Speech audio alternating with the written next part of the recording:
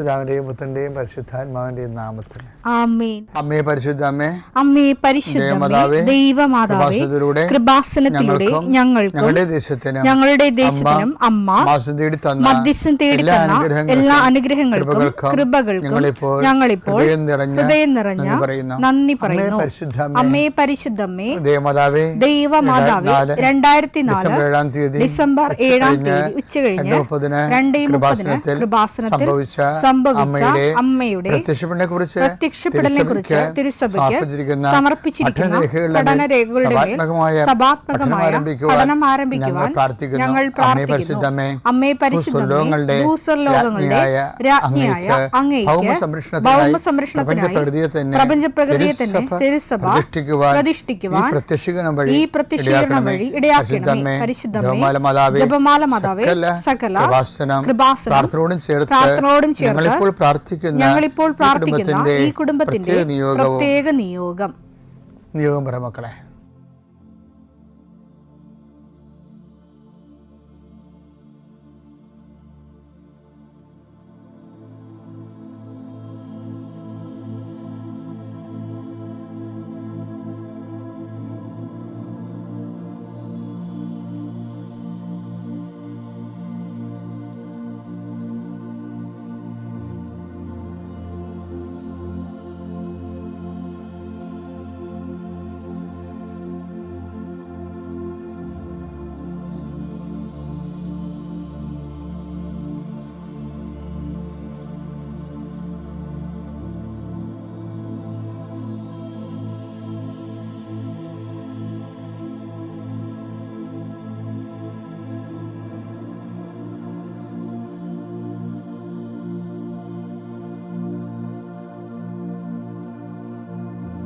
അമ്മയുടെ പ്രത്യക്ഷീകരണത്തിന്റെ ഈ അനുഗ്രഹവേളയിൽ ഞങ്ങൾക്ക് സാധിച്ചു തരുവാൻ കനിയണമേ. ആമേൻ. വിശ്വാസ പ്രമാണം. സർവശക്തനായ പിതാവും ആകാശത്തിന്റെയും ഭൂമിയുടെയും സൃഷ്ടാവുമായ ദൈവത്തിൽ ഞാൻ വിശ്വസിക്കുന്നു. അവിടുത്തെ ഏകപുത്രനും ഞങ്ങളുടെ കർത്താവുമായ ഈശോ മിശിഹായിലും ഞാൻ വിശ്വസിക്കുന്നു. ഈ പുത്രൻ പരിശുദ്ധാത്മാവിനാൽ ഗർഭസ്ഥനായി കന്യകാമറിയത്തിൽ നിന്ന് പിറന്ന് പൊന്തിയോസ് പീലാത്തോസിന്റെ കാലത്ത് പീഡകൾ സഹിച്ച് കുരിശിൽ തറയ്ക്കപ്പെട്ട് മരിച്ച് അടക്കപ്പെട്ട് പാതാളങ്ങളിൽ ഇറങ്ങി മരിച്ചവരുടെ ഇടയിൽ നിന്ന് 3-ാം നാൾ ഉയർത്ത് സ്വർഗത്തിലേക്ക് എഴുന്നള്ളി സർവശക്തിയുള്ള പിതാവായ ദൈവത്തിന്റെ വലതുഭാഗത്തിരിക്കുന്നു. അവിടെ നിന്ന് ജീവിക്കുന്നവരെയും മരിച്ചവരെയും വിധിക്കുവാൻ വരുമെന്നും ഞാൻ വിശ്വസിക്കുന്നു. പരിശുദ്ധാത്മാവിലും ഞാൻ വിശ്വസിക്കുന്നു. വിശുദ്ധ കത്തോലിക്കാ സഭയിലും പുണ്യവാന്മാരുടെ ഐക്യത്തിലും പാപങ്ങളുടെ മോചനത്തിലും ശരീരത്തിന്റെ ഉയർപ്പിലും നിത്യമായ ജീവിതത്തിലും ഞാൻ വിശ്വസിക്കുന്നു. ആമേൻ. സുഖസ്ഥനായ ഞങ്ങളുടെ പിതാവേ, അങ്ങയുടെ നാമം പൂജിതമാകണമേ. അങ്ങയുടെ രാജ്യം വരണമേ. അങ്ങയുടെ തിരുമനസ് സ്വർഗത്തിലെ പോലെ ഭൂമിയിലും ആകണമേ. അന്നു വേണ്ടുന്ന ആഹാരം ഇന്ന് ഞങ്ങൾക്ക് തരണമേ. ഞങ്ങളോട് തെറ്റ് ചെയ്യുന്നവരോട് ഞങ്ങൾ ക്ഷമിക്കുന്നത് പോലെ ഞങ്ങളുടെ തെറ്റുകൾ ഞങ്ങളോടും ക്ഷമിക്കണമേ. ഞങ്ങളെ പ്രലോഭനത്തിൽ ഉൾപ്പെടുത്തരുതേ, തിന്മയിൽ ഞങ്ങൾ രക്ഷിക്കണമേ. ആമേൻ. നന്മ നിറഞ്ഞ മറിയമേ, സ്വസ്തി. കർത്താവ് അങ്ങയുടെ കൂടെ സ്ത്രീകളിൽ അങ്ങ് അനുഗ്രഹിക്കപ്പെട്ടവളാകുന്നു. അങ്ങയുടെ ഉദരത്തിൻ ഫലമായി ഈശോ അനുഗ്രഹിക്കപ്പെട്ടവനാകുന്നു. പരിശുദ്ധ മറിയമേ, തമ്പുരാന്റെ അമ്മേ, പാപികളായ ഞങ്ങൾക്ക് വേണ്ടി ഇപ്പോഴും ഞങ്ങളുടെ മരണസമയത്തും തമ്പുരാനോട് അപേക്ഷിക്കണമേ. ആമേൻ. കർത്താവേ, നിന്റെ ഉന്നതമായ നാമത്തിന് സ്തോത്രം ചെയ്യുന്നു. കർത്താവേ, നിന്റെ വിശുദ്ധ പൗരോഹിത്യത്തെ മഹത്വപ്പെടുത്തണമേ. കർത്താവെ, സഭയിലുള്ള സാന്നിധ്യം പ്രകടമാക്കണം.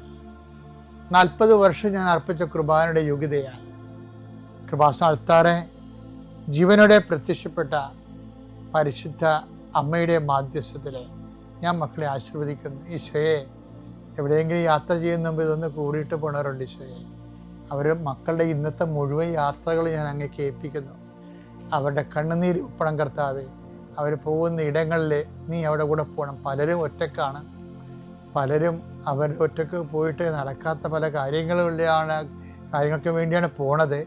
ഓഫീസിലായാലും കോളേജിലായാലും സ്കൂളിലായാലും പരീക്ഷയ്ക്കായാലും ജോലിക്കായാലും ഇൻ്റർവ്യൂവിനായാലും മറ്റ് റവന്യൂ ആയിട്ടുള്ള കാര്യങ്ങൾക്കായാലും കർത്താവ്, അങ്ങയുടെ മക്കൾ പോകുന്ന ഇടങ്ങളിലെല്ലാം I will come with you wherever you go.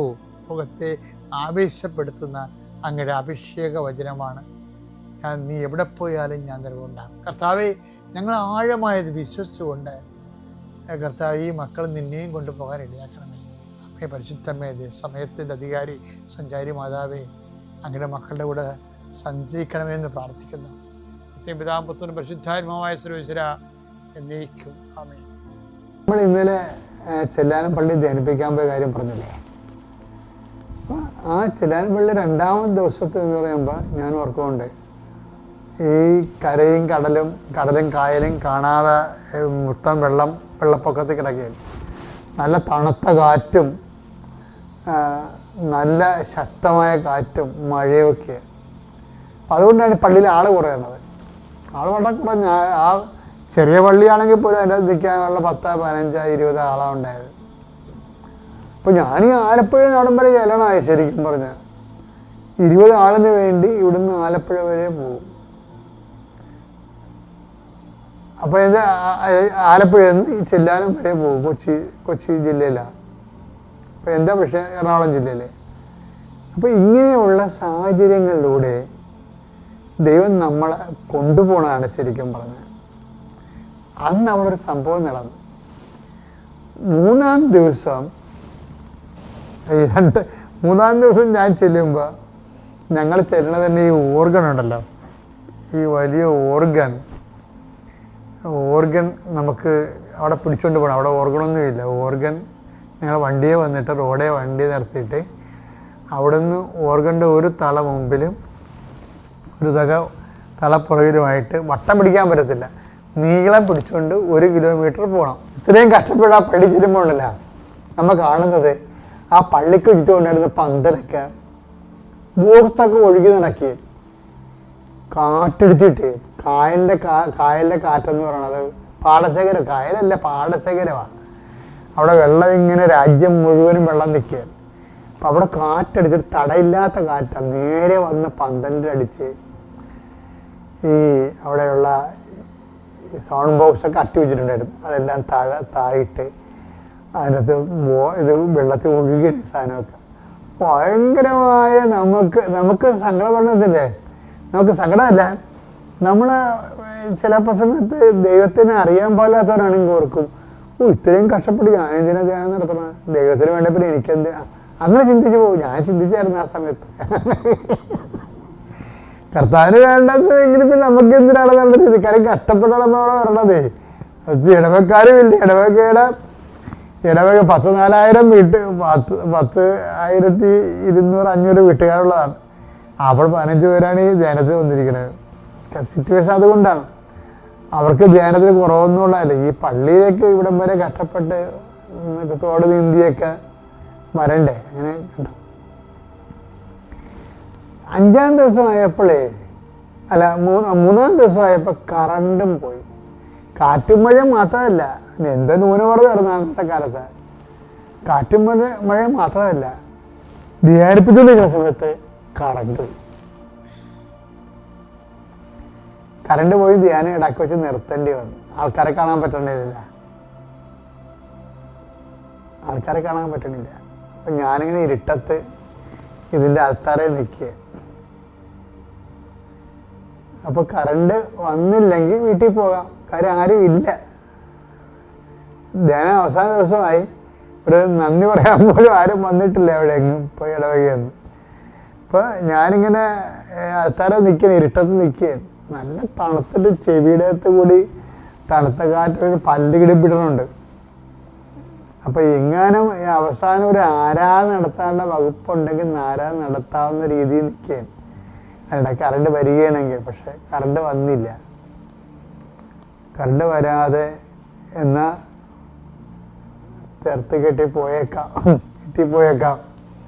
കാര്യം പൂണം പാടാൻ കറണ്ട് ഒന്നുമില്ല, ചെറിയൊന്നും കറണ്ടില്ല. തോട് ഏതാണ് കരയാണെന്ന് അറിയത്തില്ല. ഒരു തിട്ടത്തിൽ നമുക്ക് കാല് തെറ്റിച്ച് വെച്ചിട്ടേ പോകാൻ പറ്റത്തുള്ളൂ. അതിന് ഓർഗൺ കൊണ്ടുപോകണം. എല്ലാം അത് ഓർക്കുമ്പോൾ ശരിക്കും എങ്ങനെയും റോഡിലെത്തിയാൽ മതി എന്നുള്ള ചിന്തയാണ്. അപ്പോൾ അങ്ങനെ ഇരുട്ടത്ത് ഞാനിങ്ങനെ നിൽക്കുമ്പോൾ ആൾക്കാരുമൊക്കെ പള്ളിയിൽ അവിടെ ഇവിടെയൊക്കെ താഴെ നിൽക്കാൻ പറ്റത്തില്ല, നിൽക്കുകയാണ് ആൾക്കാർ പള്ളിയിൽ. താഴേക്ക് മുഴുവൻ വെള്ളം കയറി തൂവാനടിച്ച് കാറ്റടിച്ച് വെള്ളം കയറി കിടക്കുകയാണ് പള്ളിയുടെ അകത്ത്. അപ്പോൾ ഞാനങ്ങനെ നിൽക്കുന്ന സമയത്ത്, ആൾക്കാരെ നിൽക്കുന്ന സമയത്ത് പെട്ടെന്ന് ഒരു വല്യപ്പൻ, അപ്പോൾ ആ വല്യപ്പൻ 3 ദിവസമായിട്ട് ഉണ്ട് കേട്ടോ. ആ പഴമക്കാരുടെ കാര്യം അതല്ല, അവരൊന്നും ഇതൊന്നും ഇങ്ങനെയുള്ള വിഷയമൊന്നും മൈൻഡ് ചെയ്യത്തില്ല. ആ 3 ദിവസം ആ വല്യപ്പനുണ്ട്. ആ വല്യപ്പനേക്ക് അറിയാം. അപ്പം ഇതിൻ്റെ അകത്ത് ഒരു ചെറിയ മുനിഞ്ഞ് കത്തുന്ന വിളക്ക് തിരിയുണ്ട് അവിടെ. ആ തിരിയുടെ വെളിച്ചത്തിൽ ഈ വല്യപ്പൻ കയറി അൾത്താരേക്ക് വന്നു, അൾത്താരോട്ട് കയറി വന്നു. അപ്പം എനിക്ക് എന്താണ് അപ്പച്ചൻ വീട്ടിൽ പോകണമെന്ന് പറയാൻ വേണ്ടി വന്നതായിരിക്കും, നിർത്തിയൊക്കെ അച്ഛാന്ന് പറയാൻ വേണ്ടി വന്നതായിരിക്കും, മുപ്പുകാരനാണ്. അപ്പം ഞാൻ പറഞ്ഞു, എന്താ പാപ്പ? അതാ അച്ഛാ എന്നിവിടെ പുള്ളിയുടെ തൊണ്ടയിടറി. അച്ഛൻ വരെ മനസ്സിലായ ആള് വന്നിട്ടുണ്ട്.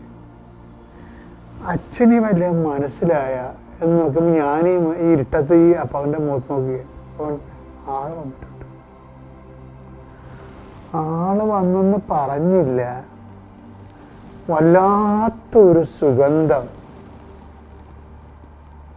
എൻ്റെ മൂക്ക് ചുറ്റി പോണം. ഞാൻ ആരാണെന്ന് ചോദിക്കേണ്ട കാര്യം എനിക്ക് വന്നില്ല. എനിക്ക് മനസ്സിലായി അമ്മയാണ്. ഞാൻ എൻ്റെ ജീവിതത്തിൽ ഈ അനുഭവം എഴുതിയിട്ടുണ്ട്. എന്താ കാര്യം വെച്ച് കഴിഞ്ഞാൽ, അമ്മ കണ്ടതല്ലേ നമ്മളെ ഈ പങ്കപ്പാട് സഹിക്കണത്. ഈ 3 ദിവസം അവിടെ നടത്തിയത് മരിയൻ ധ്യാനമാണ്. ഈ 3 ദിവസം അവിടെ നടത്തിയത് മരിയൻ ധ്യാനമാണ്. ഞാനിന്ന് നിങ്ങളോട് മരിയനെ കുറിച്ചൊക്കെ പറയുമ്പോൾ, മരിയനെ അറിഞ്ഞു കഴിഞ്ഞാൽ പിന്നെ ഈ ജീവിതത്തിൻ്റെ എല്ലാ കഷ്ടപ്പാടുകളെയും നമ്മൾ അതിജീവിക്കും. കാര്യം മരിയൻ സത്യമാണ്. മരിയൻ്റെ വിഷയം എന്ന് പറയുന്നത്, അമ്മയ്ക്ക് ഭയങ്കര സ്വാതന്ത്ര്യമാണ്. വെച്ചാൽ ഒരു വിശ്വാസി എവിടെയെങ്കിലും സാക്ഷ്യം നൽകുന്നുണ്ടെങ്കിൽ, അല്ലെങ്കിൽ സഭ എവിടെയെങ്കിലും ഞെരുങ്ങുന്നുണ്ടെങ്കിൽ, അവിടെ കമ്മ്യൂണിക്കബിളായിട്ടുള്ള ആരെങ്കിലും ഉണ്ടെങ്കിൽ അമ്മ അവിടെ പ്രത്യക്ഷപ്പെടും. എനിക്ക് പലപ്പോഴും തോന്നിയിട്ടുള്ള കാര്യം, സഭയ്ക്ക് പ്രശ്നമുള്ളതല്ല, സഭയ്ക്ക് കമ്മ്യൂണിക്കബിളായിട്ട് കോണ്ടാക്ട് ചെയ്യാൻ ആരുമില്ലാത്തതാണ്. നിങ്ങളിത് മനസ്സിൽ എഴുതി പിടിച്ചോ. എന്താണ് സഭയുടെ പ്രശ്നം എന്ന് പറയുന്നത്? സഭയുടെ പ്രശ്നം എന്ന് പറയുന്നതും കുടുംബത്തിൻ്റെ പ്രശ്നം എന്ന് പറയുന്നതും പ്രശ്നങ്ങൾ ഇല്ലാത്തതല്ല, പ്രശ്നങ്ങളുള്ളതല്ല. സഭയുടെ പ്രശ്നം എന്ന് പറയുന്നതും കുടുംബത്തിൻ്റെ നിൻ്റെ സ്വകാര്യ പ്രശ്നം എന്ന് പറയുന്നതും പ്രശ്നങ്ങളുള്ളതല്ല. പ്രശ്നമുള്ളപ്പോൾ കമ്മ്യൂണിക്കേറ്റ് ചെയ്യാൻ, കോണ്ടാക്ട് ചെയ്യാൻ ഒരാളില്ലാത്തതാണ്. ആർക്ക് കോണ്ടാക്ട് ചെയ്യാൻ? അമ്മയ്ക്ക് കോണ്ടാക്ട് ചെയ്യാൻ. അമ്മയ്ക്ക് എപ്പോഴും ഉടമ്പടി നമ്മൾ ഉദ്ദേശിക്കുന്നത് എന്താണ്? അമ്മയ്ക്ക് നമ്മളെ കോണ്ടാക്ട് ചെയ്യാൻ പറ്റുന്ന വ്യക്തിയായിട്ട് നമ്മളെ നിരന്തരം മാറ്റുകയാണ് ഉദ്ദേശിക്കുന്നത്. അതുകൊണ്ട് അമ്മ സുഗന്ധവാഹിനിയാണ്. ഇന്നത് 10,000ങ്ങളുടെ അനുഭവങ്ങളാണ് ശരിക്കും.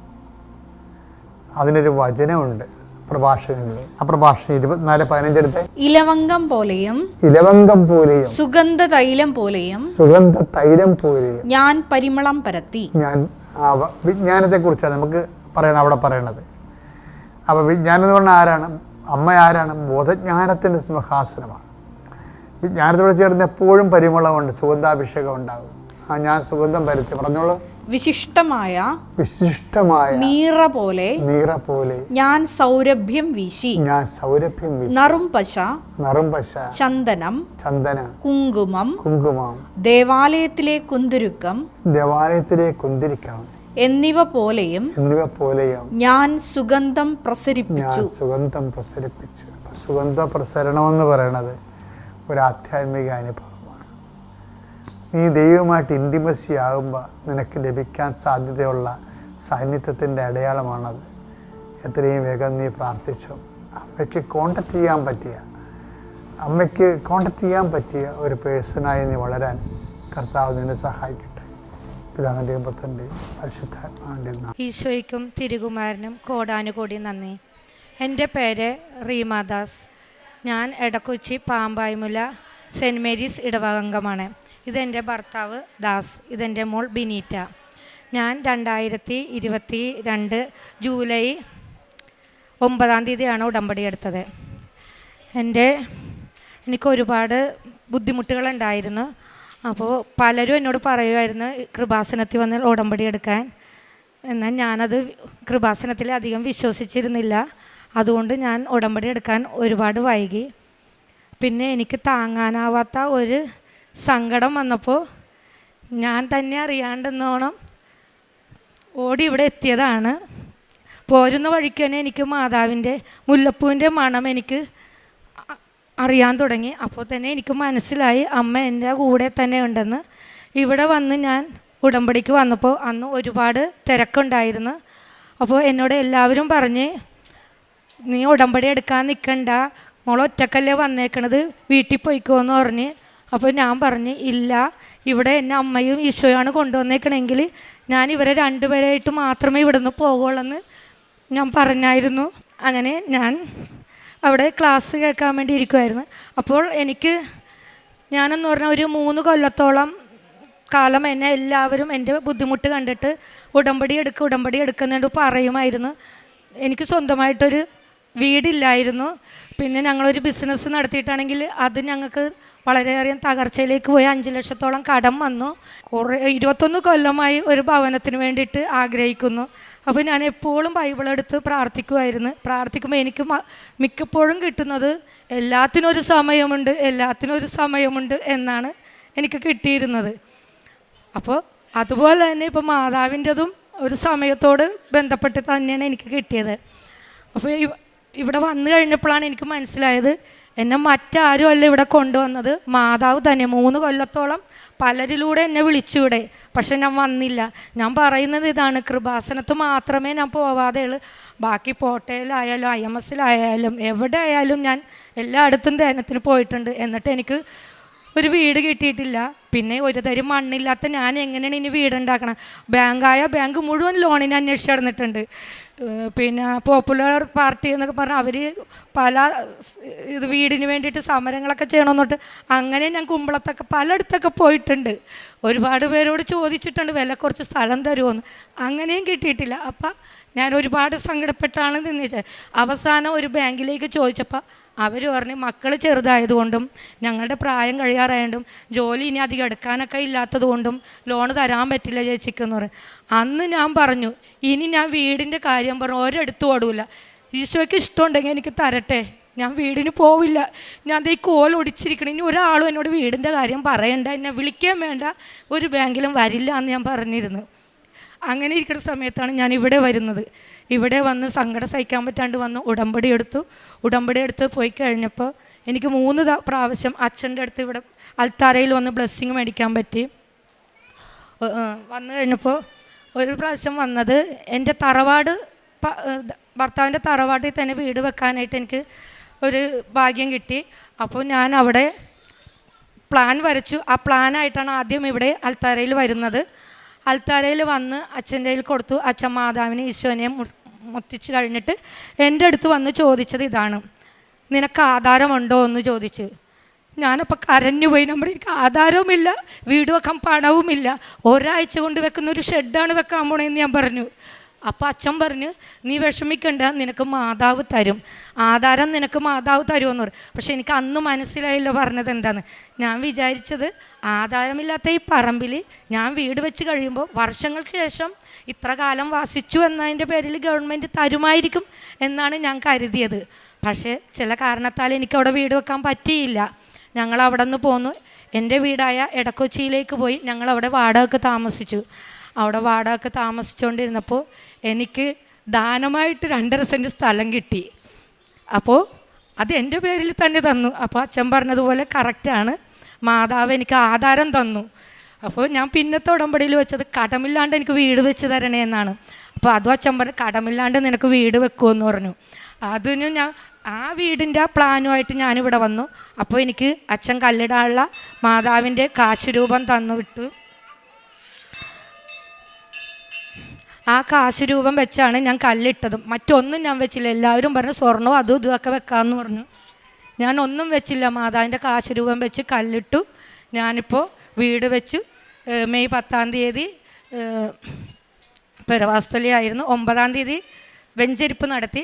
അപ്പോൾ ഒരു 9-ൻ്റെ അടുക്ക് 10. അപ്പോൾ ഞാൻ ആദ്യം കല്ലിടുന്ന സമയത്ത് ഇവിടെ വന്ന് ഞാൻ അച്ഛനോട് ചോദിച്ചു കല്ല് എന്ന് ഇടണമെന്ന് ചോദിച്ചപ്പോൾ എന്നോട് പറഞ്ഞത് മാതാവിനോട്. അപ്പം ഞാനും എൻ്റെ ഭർത്താവും കൂടിയാണ് വന്നത്. എല്ലാ ആധാരങ്ങളും എല്ലാമായിട്ടാണ് വന്നത്. അപ്പോൾ എന്നോട് പറഞ്ഞു കല്ലിടുന്ന ദിവസം ഞാൻ പറയില്ല, മാതാവിനോട് ചോദിച്ച് പ്രാർത്ഥിച്ചെടുത്തോളാൻ പറഞ്ഞ്. പ്രാർത്ഥിച്ചപ്പോൾ എന്നെ കാണിച്ചത് ആഗസ്റ്റ് 18 കാണിച്ചത്. ഞാൻ അത് അവിടെ ചെന്ന് പറഞ്ഞു കഴിഞ്ഞപ്പോൾ എല്ലാവരും പറഞ്ഞു ആഗസ്റ്റ് 18 എന്തിനെടുത്ത്, ആഗസ്റ്റ് 15 എടുത്തൂടെ, മാതാവിൻ്റെ സ്വർഗാരോപണ തിരുനാളല്ലേ എന്നെന്ന് പറഞ്ഞു. ഞാൻ പറയാം എനിക്ക് മാതാവ് കാണിച്ചെന്ന ദിവസം അതാണെന്ന് പറഞ്ഞു. പക്ഷെ അത് മാതാവ് ഒരുക്കി തന്ന ദിവസമായിരുന്നു. ആഗസ്റ്റ് 15 എൻ്റെ ഭർത്താവ് ഡെങ്കിപ്പനിയായിട്ട് കളമശ്ശേരി മെഡിക്കൽ കോളേജിൽ ഞങ്ങൾ പോവേണ്ടി വന്നു. അപ്പോൾ അന്ന് ഞങ്ങൾ എടുത്തിരുന്നെങ്കിൽ ഞങ്ങൾക്ക് അന്ന് കല്ലിടാൻ പറ്റില്ലായിരുന്നു. ഞങ്ങൾ 17-ാം തീയതി രാത്രിയാണ് ഞങ്ങൾ വീട്ടിൽ എത്തുന്നത്. 18-ാം തീയതി ഞങ്ങൾ കല്ലിട്ടു. അതിനുശേഷം ഞങ്ങളിപ്പോൾ താമസിച്ചു കഴിഞ്ഞപ്പോൾ ഞാൻ പെരവാസ്തലിയുടെ അന്നും ഞാൻ മുമ്പേ വന്ന് ഇവിടെ വന്നിട്ട് ആ ഡേറ്റ് ചോദിച്ചു എന്ന് ഞാൻ പെരവാസ്തലി നടത്തണം എന്ന് ചോദിച്ച് പ്രാർത്ഥിച്ച് അന്നും എനിക്കൊരു ഡേറ്റ് കാണിച്ചു തന്നു. ആ ഡേറ്റിന് മാതാവിനെ ഈശോനെ വിളിച്ചു കഴിഞ്ഞിട്ടാണ് ഞാൻ ആ ഡേറ്റ് ഔട്ടാക്കിയതും എല്ലാവരെയും വിളിച്ചതും. അതിനുശേഷം അന്ന് ഞാൻ മാതാവിനോട് പറഞ്ഞ് പെരവാസ്തലി നടത്തി കഴിയുമ്പോൾ ഒരുപാട് കടബാധ്യതയോടുകൂടിയാണ് ഞാൻ ഈ വീട് വെക്കുന്നത്. അത് മാതാവിൻ്റെ ഉറപ്പിലാണ് ഞാൻ വെക്കുന്നത്. വീട് വെഞ്ചരിച്ച് കഴിയുമ്പോൾ ആ കിട്ടുന്ന പൈസ കൊണ്ട് ഞാൻ കടം വീട്ടിക്കോളാം, എനിക്ക് അതിനുള്ള കിട്ടണം, പിന്നെ ഞാൻ കടം മേടിച്ചാൽ ചെയ്യണമെന്ന് പറഞ്ഞാണ് ഞാൻ വീട് വെച്ചത്. അതുപോലെ തന്നെ എൻ്റെ എല്ലാ പരിപാടികളും ഭംഗിയായത്. ഞാൻ പിന്നെ പറഞ്ഞ് കാനായിലെ കല്യാണ വീട്ടിലെ പോലെ തന്നെ എൻ്റെ പരിപാടികൾ ഭംഗിയാക്കി തരണമെന്ന് പറയും. എല്ലാം നല്ല ഭംഗിയാക്കി തന്നു. കടബാധ്യതയൊക്കെ കുറച്ചൊക്കെ ഒതുങ്ങി. പരിപാടി കഴിഞ്ഞപ്പോൾ ഞാൻ ഒരുവിധമൊക്കെ വീട്ടി കടം. അത് കഴിഞ്ഞിട്ട് എനിക്ക് കുറച്ചും കൂടി കടം ബാക്കി വന്നു. അപ്പോൾ എനിക്ക് സങ്കടമായി. വാക്ക് പറഞ്ഞവർക്ക് പാലിക്കാൻ പറ്റാണ്ട് വരുമ്പോൾ നാണക്കേടായല്ലോ മാതാവേ എന്ന് പറഞ്ഞപ്പോൾ എന്നെ ഒരു മുഖം കാണിച്ചു വന്നു. നീ ചോദിക്കെന്ന് പറഞ്ഞു. ഞാൻ ഭർത്താവിനോട് പറഞ്ഞപ്പോൾ ചോദിക്കണ്ട, കിട്ടിയില്ലെങ്കിൽ നാണക്കേടല്ലേ. ഞാൻ പറയില്ല, മാതാവ് കാണിച്ചെന്ന മുഖമാണ് ഞാൻ ചോദിക്കുമെന്ന് പറഞ്ഞു. ഞാൻ ആ വ്യക്തിയോട് ചോദിച്ചു എനിക്ക് ഇത്തിരി പൈസ തരുമോ, ചോദിച്ചവർക്ക് മേടിച്ചവർക്ക് സമയത്ത് കൊടുക്കാനാണെന്ന് പറഞ്ഞു. എത്ര വേണമെന്ന് ചോദിച്ചു. ഞാൻ പറഞ്ഞു ഒരു 5 ലക്ഷം രൂപ തരുമോ എന്ന് ചോദിച്ചു. അതിനെന്താ ഇപ്പം വേണമെന്ന് ചോദിച്ചു. ഇപ്പം നമ്മൾ തന്നാൽ കൊള്ളായിരുന്നെന്ന് പറഞ്ഞു. പലിശയൊന്നും ഇല്ല കേട്ടോ എന്ന് പറഞ്ഞപ്പോൾ പലിശ ഒന്നും വേണ്ട, എനിക്കിപ്പം തന്നെയും വേണ്ട, ഒരു 3-4 മാസം കഴിഞ്ഞ് നിനക്കുള്ളപ്പം തന്നാൽ മതിയെന്ന് പറഞ്ഞ് എനിക്ക് തന്നു. ആ കടം ഞാൻ അങ്ങനെ വീട്ടി. അത് കഴിഞ്ഞിപ്പോൾ ഞാൻ എല്ലായിടത്തുനിന്നും മേടിച്ച ലോണ് വായ്പകളായിരുന്നു, അതെല്ലാം കൊടുത്തിരുന്നു. ഇപ്പോൾ സൊസൈറ്റിയിൽ മാത്രമേ ഞാൻ എനിക്ക് കൊടുക്കാൻ പറ്റുന്നില്ലായിരുന്നു. അവിടെ നിന്ന് എനിക്ക് വിളി വന്നപ്പോൾ ഞാൻ ചെന്ന് പറഞ്ഞു ഇതാണ് വാടക താമസിക്കണമായിരുന്നു, ഒത്തിരി ലോണും കാര്യങ്ങളുണ്ടായിരുന്നു, അത് അടക്കാൻ പറ്റാഞ്ഞത്. ഇപ്പോൾ വീട്ടിലേക്ക് വന്നിട്ടുണ്ട്, ഞാൻ അടച്ചോളാം, ഇപ്പം പറ്റുന്നില്ല എന്ന് പറഞ്ഞ് എന്നാൽ ഇത് ആ പൈസയെങ്കിലും കൊണ്ടുവന്ന് നടക്കുന്ന പറഞ്ഞപ്പോൾ ഞാൻ പറഞ്ഞു എനിക്ക് അത് പറ്റില്ല. പിന്നെ ഞാൻ മാതാവിനോട് പ്രാർത്ഥിച്ച് കാശ് രൂപമൊക്കെ കൈ പിടിച്ചിട്ടാണ് സൊസൈറ്റി ചെന്നത്. ഞാൻ ചോദിച്ചു ഞാനൊരു കാര്യം ചോദിച്ചിട്ടെ, ഞാനിത് എവിടെന്നെങ്കിലും മേടിച്ച് ക്ലോസ് ചെയ്താൽ എനിക്ക് ഇത്തിരി കൂടുതൽ പൈസ തരുമോ, ഞാൻ ഇനി മുടങ്ങാണ്ട് അടച്ചോളാമെന്ന് ഉറപ്പാണ്. അവർ പറഞ്ഞു അത് ചെയ്യുമെന്ന് പറഞ്ഞു. അപ്പോൾ ഞാൻ ജോലിക്ക് പോയി, എനിക്ക് ലീവ് തരുന്നില്ല. ഞാൻ ജോലിക്ക് പോയി ഇതറിഞ്ഞ പിന്നെ ഹാഫ് ഡേ ലീവ് എടുത്തു. അപ്പോൾ എൻ്റെ കൂട്ടുകാർ ചോദിച്ചു 5 ലക്ഷത്തെ 6 ലക്ഷം രൂപയോളം 5-6 ലക്ഷം രൂപയാണോ നീ ഉച്ചനേരം കൊണ്ട് ഒപ്പിക്കാൻ പോണത്, നീ എങ്ങനെ കൊടുക്കുമെന്ന് ചോദിച്ചു. ഞാൻ പറയാം എൻ്റെ കൂടെ ഈശോയും മാതാവും ഉണ്ടെങ്കിൽ ഞാനത് ഒപ്പിച്ചിരിക്കുമെന്ന് പറഞ്ഞു. ഞാനതുപോലെ വന്ന് എൻ്റെ അനിയത്തിക്ക് ഒരു ലോൺ കിട്ടി, അവൾ തന്നു, എൻ്റെ കൂട്ടുകാർ തന്നു, എൻ്റെ മോളുടെ മാല എടുത്തു, എനിക്ക് വേറെ കുറേ പേര് പൈസ, എല്ലാം ആ ഉച്ച നേരം കൊണ്ട് ഞാൻ 5,66,000 രൂപ ഒപ്പിച്ച് സൊസൈറ്റിയിൽ എത്തിച്ചു. ഇപ്പോൾ അവർ എനിക്ക് അതിൽ കൂടുതൽ ലോൺ തരാമെന്നാണ് പറഞ്ഞിരിക്കുന്നത്. അതാണ് എനിക്ക് ഭയങ്കര സന്തോഷമുള്ളൊരു കാര്യം. എൻ്റെ ഈശോയും മാതാവും എൻ്റെ കൂടെ ഉണ്ടെന്നുള്ള ഉറപ്പാണ്. പിന്നത്തെ എൻ്റെ കാര്യം എൻ്റെ മോളുടെ പഠനകാര്യമാണ്. നല്ല മാർക്കോടുകൂടി അവൾ SLCയും +2 ഒക്കെ പാസ്സായി. അതിവിടെ ഓരോ പ്രാവശ്യവും ഞാൻ കുട്ടികൾക്കുള്ള പ്രാർത്ഥനയുടെ സമയത്ത് മോളെ കൊണ്ടുവരുമായിരുന്നു. അപ്പോൾ പ്ലസ് ചെയ്ത് അച്ഛൻ പ്രാർത്ഥിച്ച് വിടുമായിരുന്നു. അപ്പോൾ അച്ഛൻ എല്ലാവരോടും കൂടി ആയിട്ട് പറഞ്ഞു 18 ഇപ്പോൾ അമ്മമാരുടെ അപ്പന്മാരുടെ ഉടമ്പടിയിലാണ് നിങ്ങൾ ഈ അനുഗ്രഹം വാങ്ങിച്ചുകൊണ്ട് പോകുന്നത്. ഇനി നിങ്ങൾ 18 വയസ്സാകുമ്പോൾ നിങ്ങൾ ഉടമ്പടി എടുക്കണമെന്ന് പറഞ്ഞിരുന്നു. മെയ് 1-ാം തീയതിയാണ് എൻ്റെ മോളുടെ 18 വയസ്സ് തികഞ്ഞത്. അന്ന് തന്നെ കൊണ്ടുവന്ന് മോൾ ഉടമ്പടി എടുപ്പിച്ചു. പിന്നെ എൻ്റെ ഭർത്താവിൻ്റെ കാര്യം, ഭർത്താവ് ഉടമ്പടി എടുത്തിട്ടില്ല, പക്ഷേ ഞങ്ങളോടൊപ്പം ഉടമ്പടിയിൽ എങ്ങനെയാണോ ഞങ്ങൾ ചെയ്യുന്നത് അതുപോലെ തന്നെയാണ് എൻ്റെ ഭർത്താവും ഇതിനകത്ത് പങ്കെടുക്കുന്നത്. പിന്നെ പ്രേക്ഷിത പ്രവർത്തനം എന്ന് പറഞ്ഞാൽ ഞാൻ പേപ്പർ മേടിച്ചാൽ ഞാനും ഭർത്താവും മകളൊക്കെ കൊടുക്കും. ഞങ്ങൾ അത് പള്ളികളിലും എൻ്റെ കമ്പനിയിലും പിന്നെ ഹോസ്പിറ്റലുകളിൽ ഹൈക്കോർട്ടിൻ്റെ അവിടെ, എറണാകുളം മാർക്കറ്റിൻ്റെ അവിടെ, പിന്നെ നടക്കുന്ന വഴി, ഇങ്ങനെ എവിടെയൊക്കെയാണോ ഞാൻ അങ്ങനെയൊക്കെ ഞാൻ കൊടുക്കുമായിരുന്നു. പിന്നെ എനിക്ക് ഉടമ്പടി എടുത്തപ്പോൾ എനിക്ക് ആദ്യം കിട്ടിയ അനുഗ്രഹം എന്ന് പറഞ്ഞാൽ, ഞാൻ എൻ്റെ കാര്യങ്ങളൊന്നും ഉടമ്പടിയിൽ എഴുതിയിട്ടില്ലായിരുന്നു. മക്കളുടെ പഠിത്തവും, എനിക്കൊരു മോനും കൂടി ഉണ്ട് കേട്ടോ, മക്കളുടെ പഠിത്തവും പിന്നെ വീട് വെക്കാനുള്ള കാര്യം, ഞങ്ങളുടെ കടബാധ്യതയൊക്കെയാണ് ഞാൻ പെടുത്തിയിരുന്നത്. എൻ്റെ ഒരു കാര്യവും ഞാൻ പെടുത്തിയിട്ടില്ലായിരുന്നു. എനിക്കെന്ന് പറഞ്ഞാൽ ഒരു അല്പം വെള്ളം ചെന്നാൽ പോലും എനിക്ക് ടോയ്ലറ്റിൽ പോകണമായിരുന്നു. അപ്പോൾ എൻ്റെ കൂട്ടുകാരെപ്പോഴും പറയുന്നത്, നീ ആദ്യം അതിനു വേണ്ടി പ്രാർത്ഥിക്കുന്ന എപ്പോഴും പറയുമായിരുന്നു. അപ്പോൾ ഞാൻ ഹോസ്പിറ്റലിൽ ചെന്ന് കണ്ടപ്പോൾ എന്നോട് പറഞ്ഞു എൻഡോസ്കോപ്പി എടുക്കണമെന്ന് പറയും. അപ്പോൾ എൻ്റെ ഒരു കൂട്ടുകാരിയാണ് പറഞ്ഞത്, നീ എന്തിനാ ഇനി അതൊക്കെ എടുക്കാൻ പോണേ, നീ ഉടമ്പടി എടുത്തിട്ടുള്ളല്ലേ, നീ ആ നേർച്ച വസ്തുക്കൾ വെച്ച് നീ പ്രാർത്ഥിക്കുമെന്ന് പറഞ്ഞു. ഈ ഉപ്പ് കഴിച്ചും ഞാൻ പ്രാർത്ഥിച്ച് കഴിഞ്ഞപ്പോൾ എനിക്കിപ്പോൾ 4 കൊല്ലമായി ഇതുവരെ യാതൊരു അസുഖവും ഇല്ല, എന്ത് ഭക്ഷണവും കഴിക്കാം, എനിക്കൊരു എൻഡോസ്കോപ്പി എടുക്കേണ്ടിയും വന്നിട്ടില്ല. അത് ഒന്നാമത്തെ സാക്ഷ്യം. പിന്നെ അതുപോലെ തന്നെ എൻ്റെ ഭർത്താവിന് തയ്യലാണ്. നോൻപ് കാലമായ ഞങ്ങൾക്ക് തയ്യൽ കുറവായിരിക്കും, ഭയങ്കര സാമ്പത്തിക ബുദ്ധിമുട്ടായിരിക്കും. ഈ ഉടമ്പടി എടുത്തിട്ട് ഇന്ന് വരെ ഞങ്ങൾക്ക് ആ ഒരു ബുദ്ധിമുട്ട് ഉണ്ടായിട്ടില്ല. പിന്നെ അതുപോലെ തന്നെ ഞാൻ ഒരുപാട് ആൾക്കാരോട് പൈസ കടം വാങ്ങിക്കുമായിരുന്നു ബുദ്ധിമുട്ട് കാരണം. അപ്പോൾ ചിലവർ തരും, ചിലവർ എന്നെ കളിയാക്കുമായിരുന്നു, നേരം ഇത് തന്നെയാണല്ലോ എന്ന് ചോദിച്ചു. അപ്പോൾ ഞാനിവിടെ മാതാവിനോട് പ്രാർത്ഥിക്കുമായിരുന്നു, മാതാവേ പരിഹാസം ഞാൻ കേട്ടിട്ടുണ്ട്, കാശ് നീട്ടി മേടിക്കും, ഇനി എനിക്ക് കൊടുക്കാൻ എന്നെ അനുവദിക്കണം, ഇനി മേടിക്കാനല്ല എനിക്ക് കൊടുക്കണമെന്ന് പറയുമായിരുന്നു. ഈ ഉടമ്പടി എടുത്തപ്പോൾ ശേഷം എനിക്ക് ഒരുപാട് പേരെ എനിക്ക് സഹായിക്കാൻ പറ്റുന്നുണ്ട്. അത് ദാനമായിട്ടും കൊടുക്കുന്നുണ്ട്, വായ്പയായിട്ടും കൊടുക്കുന്നുണ്ട്. അപ്പോൾ എല്ലാവരും എന്നോട് ചോദിക്കും, ഇപ്പം നിനക്ക് എവിടെ നിന്നാണ് ഇത്രയും പൈസ, നീ എത്ര ചോദിച്ചാൽ കൂട്ടുകാരടി ഇത്ര രൂപ ഇട്ടതാടി എന്ന് പറഞ്ഞാൽ ആ നിമിഷം ഞാൻ ഇട്ട് കൊടുക്കും. അവരെപ്പോൾ എന്നോട് ചോദിക്കും. അപ്പം ഞാൻ ഈശോനോടും മാതാവിനോടും ചോദിച്ചാൽ ഒരു കാര്യമാണ്, എന്നെ ഈ നാണക്കേടി ഇന്ന് മാറ്റിയിട്ട് കൊടുക്കാനായിട്ട് എന്നെ സഹായിക്കണമേ എന്ന്. അതും എന്നെ സഹായിച്ചിട്ടുണ്ട്. പിന്നെ അതുപോലെ തന്നെ പാവപ്പെട്ടവർക്ക് ഭക്ഷണം കൊടുക്കൽ, പിന്നെ അപ്പച്ചൻ മരിച്ചുപോയ ആ കുട്ടികളെ പഠിപ്പിക്കാനുള്ള സഹായങ്ങൾ ചെയ്യും. അങ്ങനെയുള്ള ഞങ്ങളെ കൊണ്ട് പറ്റുന്ന പോലെ സഹായിക്കുന്നുണ്ട്. ഈശോയ്ക്കും മാതാവിനും ഇത്രയും കൃപകളും അനുഗ്രഹങ്ങളും തന്ന് ഞങ്ങളെ അനുഗ്രഹിച്ചതിന് ഈശോയ്ക്കും മാതാവിനും കോടാനുകോടി നന്ദി പറയുന്നു. സങ്കീർത്തനങ്ങൾ 68 അധ്യായം 10 വാക്യം. അങ്ങയുടെ ജഗണം അതിലൊരു വാസസ്ഥലം കണ്ടെത്തി. ദൈവമേ, അങ്ങയുടെ നന്മയാൽ ദരിദ്രർക്ക് ആവശ്യമായതെല്ലാം അങ്ങ് നൽകി. പരിശുദ്ധ അമ്മയുടെ പ്രത്യക്ഷീകരണ സാക്ഷിയായിട്ട് റീമാദാസ് ഇടക്കൊച്ചി തൻ്റെ അനുഭവ സാക്ഷ്യം നമുക്ക് മുമ്പിൽ പങ്കുവെക്കുകയായിരുന്നു. അമ്മയുടെ വാക്കുകളിൽ നിന്ന് താൻ കടന്നുപോയ സങ്കടങ്ങൾ പൂർണ്ണമായിട്ടും വാക്ക് നമുക്ക് മനസ്സിലാക്കാൻ സാധിക്കുകയും ചെയ്യുന്നുണ്ടായിരുന്നു. ഉടമ്പടി എടുക്കുവാനായിട്ട് ഇവിടെ വരാനുണ്ടായ സാഹചര്യങ്ങൾ പലപ്പോഴും സമയഘടികാരം കാണുമ്പോൾ അതിൽ നോക്കി പ്രാർത്ഥിക്കുന്നൊരു ശീലം, അത് കൃപാസന സന്നിധിയിലേക്ക് വരുവാനും അതെന്താണെന്ന് മനസ്സിലാക്കുവാനൊക്കെ സാധിക്കുക ചെയ്തത് ഈ സന്നിധിയിൽ പരിശുദ്ധ അമ്മ ഈ അമ്മയുടെ കൊണ്ടെത്തിക്കുവാനുള്ള ഒരു വലിയ വഴി തന്നെയായിരുന്നു. താൻ കടന്നുപോയ ജീവിതയാത്രയിൽ ഒരു വീട് സ്ഥലം വാങ്ങിക്കണമെന്നുള്ളത്, അത് പലപ്പോഴും കുഞ്ഞുങ്ങളായതുകൊണ്ടും പ്രായമായതുകൊണ്ടും പലതരത്തിലുള്ള ലോണുകൾ കിട്ടാതെയുള്ള വളരെയേറെ സങ്കടത്തിലൂടെ കടന്നുപോയ നിമിഷങ്ങളിൽ അച്ഛനെ വന്ന് കാണുകയും പ്രാർത്ഥിച്ചതിനൊക്കെ ഫലമായിട്ട് അത് പരിശുദ്ധ അമ്മ നിനക്കൊരു ആധാരം നൽകി അനുഗ്രഹിക്കുക എന്നൊക്കെ പറയുക ചെയ്തിട്ടുണ്ടായിരുന്നു. എന്നാലും ഈ അമ്മ വിചാരിച്ചതിനെക്കാട്ടിലും രീതിയിൽ പരിശുദ്ധ അമ്മ 2.5 സെൻറ്റ് സ്ഥലം നൽകുകയും യാതൊരുവിധമായ കടങ്ങൾ കൂടാതെ കണ്ട് നല്ലൊരു ഭവനം പണിയുവാനായിട്ട് പരിശുദ്ധ അമ്മയുടെ കൃപയാൽ ഈ കുടുംബത്തിന് സാധിക്കുക ചെയ്തത്. ഇവിടെയൊക്കെ സങ്കടങ്ങളെ പരിശുദ്ധ അമ്മ ഏറ്റെടുത്തു എന്നുള്ളത് തന്നെയാണ് നമുക്ക് പൂർണ്ണമായിട്ടും മനസ്സിലാക്കാട്ട് കടന്നു പോയ പ്രതിസന്ധികൾ പലരുടെയാണെങ്കിലും മൃഷ്ടിലാണെങ്കിലും എവിടെയെല്ലാം ചോദിച്ചുവോ അവിടെയെല്ലാം പരിശുദ്ധ അമ്മ അത് പൂർണ്ണമായിട്ടുള്ള അനുഗ്രഹങ്ങളാക്കി മാറ്റുകയാണ് ചെയ്തത്. അതോടൊപ്പം തന്നെയാണെങ്കിലും ഈ അമ്മയ്ക്ക് കിട്ടിയ രോഗസൗഖ്യമാണെങ്കിലും അതുപോലെ തന്നെ മകൾക്ക് നന്നായി പാസ്സാകാനൊക്കെ സാധിക്കുക ചെയ്തത് പരിശുദ്ധ അമ്മയോട് ചേർന്ന് കൊണ്ടുള്ള ഉടമ്പടി ജീവൻ തന്നെയാണ്.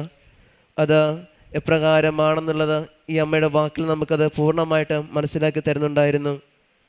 ഇനി മുമ്പോട്ടുള്ള ഈ അമ്മയുടെ ജീവിതത്തിൽ അനുഗ്രഹങ്ങൾ കൊണ്ടും കൃപകൾ കൊണ്ടും പരിശുദ്ധ അമ്മയുടെ പ്രത്യക്ഷീകരണ സാക്ഷികളായിട്ട് ഇനി ഈ കുടുംബത്തെ ഉയർത്തട്ടെ നമുക്ക് പ്രാർത്ഥിക്കാം. ഒപ്പം നമ്മുടെ ഓരോരുത്തരുടെ നിയോഗങ്ങളും ആവശ്യങ്ങളും പരിശുദ്ധ അമ്മയുടെ പ്രത്യക്ഷീകരണ സാക്ഷികളായിട്ട് മാറ്റട്ടെ എന്ന് നമുക്ക്